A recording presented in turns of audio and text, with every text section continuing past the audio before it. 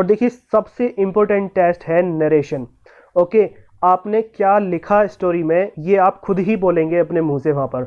बाकी के जो आपके ग्रुप मेट्स हैं वो भी आपको सुनेंगे और उसी के बेसिस पर वो आपके पॉइंट्स को कॉमन स्टोरी बनाने में इंक्लूड करेंगे। Alright, and if you are unable to speak well and clearly then ना तो आपके ग्रुप मेट्स आपको सुनेंगे और ना ही आपके जो असेसर्स होंगे वो आपको सेलेक्ट करेंगे।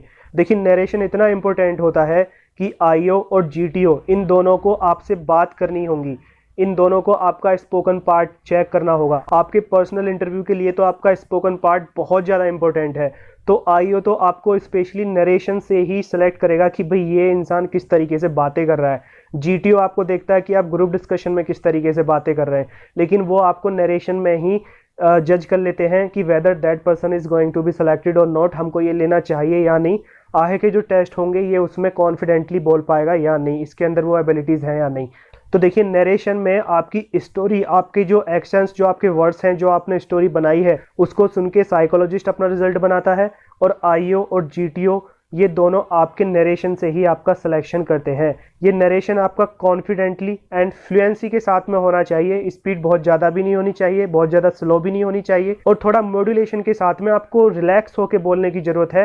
फंबल नहीं होना है, नर्वस नहीं होना है, स्ट्रेस में नहीं आना है, कूल होके आपको अपना नरेशन करना है, because narration is main thing. यदि आपका नरेशन बिगड़ रहा है तो आपके सेलेक्ट होने के चांसेस बहुत कम है, और यदि आपका नरेशन अच्छा जा रहा है तो आप बेशक जीडी में अच्छा परफॉर्म ना कर पाए तो आपका सिलेक्शन पक्का है। और देखिए अभी थोड़ी देर पहले मैंने बताया था कि आपकी स्टोरी सेंसेबल होनी चाहिए। यदि आपकी स्टोरी सेंसेबल नहीं है तो जब आप उस स्टोरी को नरेट कर रहे होंगे तभी एसेसर्स नेक्स्ट बोल देते हैं, और यदि आपको नरेट करने से रोक दिया गया है तो आपके फिर सेलेक्ट होने के चांसेस बहुत कम हो जाते हैं, because according to them your story is not sensible. Okay, और फिर जो आप नरेशन से अपनी क्वालिटी शो करने वाले थे तो वो भी आपका चला गया आपके हाथ से, आपको नरेशन करने का भी मौका नहीं मिला। So that is why your story must be sensible, और आपकी सेंसेबल स्टोरी ये तभी बनेगी जब आप घर पर सोचने की और लिखने की प्रैक्टिस करेंगे। तो देखिए नरेशन में आपकी कई सारी क्वालिटीज़ यहाँ से जज हो जाती हैं। आपका power of expression, power of speech, power of influence, confidence, courage, stamina, ये सभी आपकी वॉइस यानी कि आपके बोलने के तरीके से ही जज हो जाते हैं। ओके, और नरेशन तक आपका ऑलमोस्ट 80% रिजल्ट बन चुका होता है। देखिए नरेशन के टाइम पे आपके तन, मन और अपने वर्ड्स इन पर कंट्रोल होना जरूरी है। ओके, विदाउट कंट्रोलिंग कुछ भी नहीं बोलना है। मैंने देखा है कुछ कैंडिडेट्स बिना सोचे समझे कुछ भी बोले जा रहे हैं और उनका नरेशन 1 मिनट से भी ज़्यादा का होता जा रहा है। ऑलराइट, यदि आप डायरेक्ट एंट्रीज में जा रहे हैं जैसे कि NCC, JAG, TES, SSC tech and TGC, इनमें आपको इतना बोलने का मौका दिया ही नहीं जाएगा। रिटन एग्जामिनेशंस के थ्रू जो एंट्रीज होती हैं यदि आप उनमें जाते हैं तो उनमें भी आपको 1 मिनट से ज़्यादा का मौका नहीं दिया जाएगा। ऑलराइट, तो आपका जो नरेशन है, जो आपकी स्टोरी है, वो पॉइंट टू पॉइंट होनी चाहिए। आपको उसमें ब्लदरिंग नहीं करनी है कि कुछ भी बोले जा रहे हैं, जो मेन थिंग है वो हम बोल नहीं रहे और अननेसेसरीली पॉइंट्स को हम कवर करे जा रहे हैं। ऑलराइट, तो आपका ये वर्ड्स पर कंट्रोल होना चाहिए और आपका अपने माइंड पे कंट्रोल होना चाहिए। माइंड पे कंट्रोल होगा तभी आपके वर्ड्स पर कंट्रोल रहेगा, और अपनी बॉडी पे कंट्रोल रहना चाहिए। मीन्स कुछ लोगों के हाथ और पैर कांप रहे हैं, हाथों को वो एक नॉनसेंस तरीके से इस्तेमाल कर रहे हैं, ऐसे बातचीत कर रहे हैं जैसे अपने घर पे बैठ के बातचीत कर रहे हैं। Okay, sit like an officer and behave like an officer, you are going to be selected for an officer post. Okay, तो उसी के तरीके से, उसी मैनर में आपको बैठना है और उस तरीके से आपको पॉइंट टू पॉइंट, 1 मिनट तो बहुत ज़्यादा टाइम हो जाता है, 40 से 45 सेकंड में आपकी एक कंप्लीट स्टोरी का नरेशन हो जाता है। और देखिए ये नरेशन किस तरीके से करना चाहिए, क्या स्टार्टिंग होनी चाहिए, किस तरीके से हमको स्टार्ट करना चाहिए, क्या लाइंस, क्या पॉइंट्स हमको बोलने चाहिए और किस तरीके से हमको एंडिंग करनी चाहिए। यदि ये आपको जानना है, आई होप आपको पता होगा कि नरेशन कैसे करते हैं, और you know better about your self that how can you present your self and your ideas. लेकिन यदि आप, मेरी स्ट्रेटजी क्या थी, मेरी प्लानिंग क्या थी कि भी मैं एक स्पेसिफिक टाइम में, बहुत कम टाइम में बहुत कुछ वहाँ पर रिप्रेजेंट कर दूँ और अपनी ज़्यादा से ज़्यादा क्वालिटीज़ को शो कर दूँ। यदि आपको वो जानना है तो प्लीज़ कमेंट बॉक्स में लिखिए, तो मैं आपको उस पर सेपरेट वीडियो बना के ये चीज़ मैं बता दूंगा। ओके, और यदि आपको ज़रूरत नहीं है so it is well and good. Okay, तो ये होती है नरेशन की इंपॉर्टेंस। देखिए नरेशन से आपका पूरे इंटरव्यू में जो चीज़ें उसको चाहिए उसमें से काफ़ी चीज़ें उसको इंटरव्यूइंग ऑफिसर को पता चल जाती हैं। नरेशन से ही जीटीओ को आपकी काफ़ी सारी बातें पता चल जाती हैं। आपको लेक्चरेट देना है, आपको जीडी में बैठना है, वहाँ पर 2 ग्रुप डिस्कशंस फेस करने हैं, एक ग्रुप प्लानिंग एक्सरसाइज का भी आपको ग्रुप डिस्कशन फेस करना है। बाकी के और भी जो ग्रुप टेस्ट होते हैं वहाँ पर भी आपको ग्रुप के साथ में बातचीत करनी होगी, तो आप किस तरीके से बात कर रहे हैं। ऑलराइट, ये सब पता चल जाता है। और उसके बाद में बात आती है ग्रुप डिस्कशन की। तो देखिए, ग्रुप डिस्कशन में भी आपको अच्छे से परफॉर्म करना है। आपको ये नहीं सोचना है कि हमने शुरू के 3 टेस्ट में अच्छा परफॉर्म कर दिया है, बिकॉज वो आपके हिसाब से अच्छा है, आपकी स्टोरी आपके हिसाब से अच्छी है। ये कोई ज़रूरी नहीं है कि ऐसे सर के हिसाब से अच्छी हो, वो उसको अच्छी लगी हो। तो आप ये मत सोच के बैठ जाना कि शुरू के 3 टेस्ट में तो हमने अच्छा परफॉर्म कर दिया है और अब हमको जीडी में ज़्यादा परफॉर्म करने की जरूरत नहीं है। Now we have already been selected, your story is good according to you. आपको सभी टेस्ट में अपना बेस्ट 100% देना है। यदि आपका शुरू के 3 टेस्ट में अच्छा हो चुका है so definitely you have already been selected. लेकिन ये आपको नहीं पता है, आपको ओआईआर में पता है कि भी हमने अच्छा कर लिया है या नहीं कर लिया है, लेकिन आपको आपकी साइकोलॉजी और नरेशन में एसेसर्स ने आपको किस तरीके से जज किया है, किस कैटेगरी में डाला है, ये आपको नहीं पता है। ओके, तो ये मत सोचना कि शुरू के 3 टेस्ट में हम सिलेक्ट हो चुके हैं। आपको जीडी में अपना बेस्ट देना है, 3 से 4 बार बोलना है, लॉजिकली वे में आपको अपने पॉइंट्स बोलने हैं without shouting and without fumbling. In GD don't behave like a lamb, behave like a tiger. Okay, और टाइगर का मतलब ये नहीं है कि आपकी मतलब आवाज़ में एग्रेशन नहीं आना चाहिए कि आप शाउट कर रहे हैं, आपका मुंह लाल हो जा रहा है, कुछ लोग इस तरीके से शोर मचाते हैं।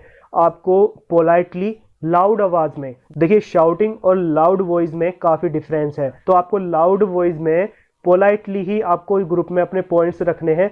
और ग्रुप में मेंबर्स आपको सुन रहे हैं या नहीं सुन रहे हैं, जस्ट लीव देम। एसेसर्स आपको सुन रहे हैं, आपको बस ग्रुप की तरफ को देख के अपने पॉइंट्स बोलने हैं। 3-4 बार नहीं तो 2-3 बार बोल दो, दैट्स इनफ। ओके, लेकिन आपको पॉइंट्स बोलने हैं, क्योंकि ग्रुप डिस्कशन से भी कई सारी क्वालिटीज जज की जाती हैं। और यदि आपका शुरू के 3 टेस्ट में कहीं पर भी डाउटफुल या नो आ रहा है और यदि आप जीडी में यस पा लेते हैं या डाउटफुल पा लेते हैं तो आपके सिलेक्शन के चांसेस और ज़्यादा हो जाते हैं। So please don't take group discussion lightly. और ये भी नहीं सोचना है कि भाई जीडी की वजह से हमारा सिलेक्शन नहीं हो रहा है। जितनी भी आपके पास में एबिलिटीज़ हैं उनको आप शुरू के 3 टेस्ट में यदि आप पुट कर देते हैं, so I am dead sure and I am telling you confidently that nobody can stop you from getting screened in। और यही मेरी स्ट्रेटजी है जिसको मैं फॉलो करता हूँ। और जितने भी आप ये कैंडिडेट्स को देखते हैं जो कंसिस्टेंटली स्क्रीन इन होते हैं, उनकी यही स्ट्रेटजी होती है। First of all, your OIR must be good, you must have OIR rating 1। Then your story writing must be good, it should be a proper and reasonable story। Then your narration will be good and then your group discussion must be good। Alright, group discussion में आप average भी perform कर देंगे, कोई बात नहीं है, because इसमें केवल आप ही नहीं है, इसमें आपके साथ में बाकी के आपके ग्रुप मेट्स भी बैठे हैं, लेकिन फिर भी ये आपके हाथ में है।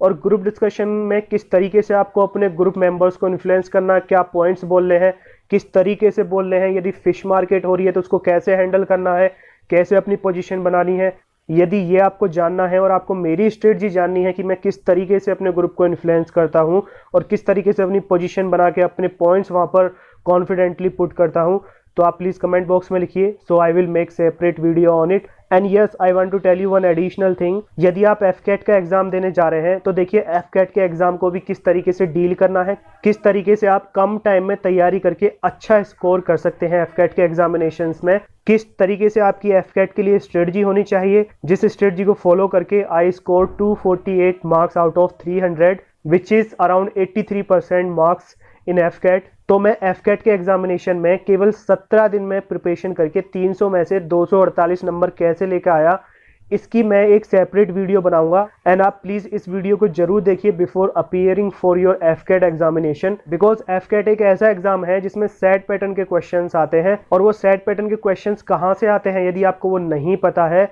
तो आप काफ़ी मेहनत करेंगे, लेकिन despite of it you would not be able to clear AFCAT examination which is very easy examination. Okay, so that is the secret of getting screened in। You need to perform well in your first 3 tests। Okay, और इन सभी की तैयारी आपकी अच्छी होनी चाहिए और confidently आपको अच्छे से परफॉर्म करना है। और देखिए एसएसबी में स्टेज 1 हो या स्टेज 2 हो, आपके अंदर 3-4 बातें कभी भी नहीं दिखनी चाहिए। First, lack of confidence, nervousness, घबराहट, हाथ पैर कांपना, फम्बलिंग, ये सभी चीज़ें आपके अंदर नहीं होनी चाहिए। यदि ये चीज़ आपने कहीं पर भी शो कर दी तो ये फैटल है, एक तरीके से आप समझ सकते हैं। कॉन्फिडेंट होना आपको बहुत ज़रूरी है, आपकी फ्लुएंसी अच्छी होनी चाहिए और आपके अंदर नर्वसनेस बिल्कुल भी नहीं होनी चाहिए। बेशक आपकी स्टोरी या आपका नरेशन हो सकता है आपके अंदर क्वालिटी ना हो, लेकिन आपको कॉन्फिडेंटली वो शो करना है। और आपको एसएसबी के रिगार्डिंग कोई भी जानकारी लेनी है, कोई भी डाउट है, किसी भी टेस्ट में आपको दिक्कत आ रही है, आप उसके बारे में जानकारी लेना चाह रहे हैं, what should be the strategy, in which manner we should prepare for SSB, कितने दिन की तैयारी होनी चाहिए, किस तरीके से तैयारी होनी चाहिए, क्या हमारा नज़रिया होना चाहिए जिससे कि हम एसएसबी में अच्छा परफॉर्म कर सकें। यदि आपको इनसे रिलेटेड कोई भी क्वेश्चन है, कोई भी जानकारी लेनी है, so you are most welcome, you can write down in the comment box and I will definitely reply you। Okay मैं अपनी तरफ से पूरी कोशिश करूंगा आपकी हेल्प करने की। और देखिए एसएसबी में पर्सनल इंटरव्यू में क्या करंट टॉपिक से रिलेटेड क्वेश्चंस पूछे जा रहे हैं और आपके जीटीओ टास्क में जीडीज और लेक्चरेट में क्या टॉपिक्स दिए जा रहे हैं, ये सभी latest topics and questions time to time पाने के लिए आप सब्सक्राइब और बेल आइकन पर क्लिक कर दीजिए, जिससे कि आपको सभी नोटिफिकेशंस टाइम टू टाइम मिलते रहें और आप अपने एसएसबी और सभी रिटन एग्जामिनेशंस में अच्छा परफॉर्म कर सकें। Alright, and all the best for your written examinations and SSB, and that's all for today. Bye bye.